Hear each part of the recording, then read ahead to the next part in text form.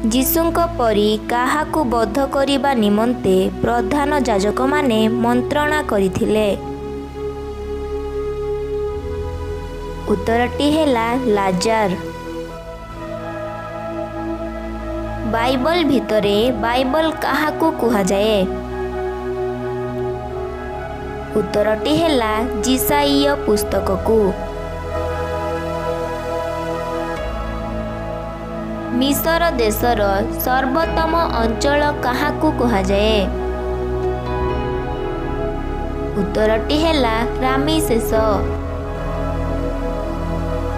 ସ୍ୱର୍ଗ ରାଜ୍ୟରେ କିଏ ଶ୍ରେଷ୍ଠ ବୋଲି ଯୀଶୁ କହିଛନ୍ତି? ଉତ୍ତରଟି ହେଲା ଯେ କେହି ନିଜକୁ ସାନ ପିଲା ପରି ନମ୍ର କରେ।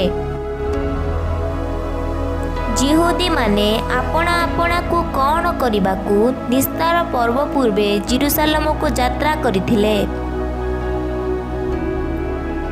ଉତ୍ତରଟି ହେଲା ସୂଚୀ। ବାଇବଲରେ ଲିଖିତ ପ୍ରଥମ ରାଜଧାନୀର ନାମ କ'ଣ? ଉତ୍ତରଟି ହେଲା ଦିନବା ହାବା। ଯୀଶୁଙ୍କ ଶିଷ୍ୟମାନଙ୍କ ମଧ୍ୟରୁ କାହା ନିକଟରେ ଟଙ୍କା ଥଳି ରହୁଥିଲା? ଉତ୍ତରଟି ହେଲା ଇସ୍କାରିୟତୀୟ ଯିହୁଦା। କେଉଁ ପ୍ରାଣୀର ନାମ ସର୍ବପ୍ରଥମେ ବାଇବଲରେ ଲେଖାଯାଇଛି? ଉତ୍ତରଟି ହେଲା ତିମି। କେଉଁ ନଗର ନିର୍ମାଣ କରିବା ପାଇଁ ଫାରୋ ଇସ୍ରାଏଲ ଲୋକମାନଙ୍କୁ କ୍ଲେଶ ଦେଲେ?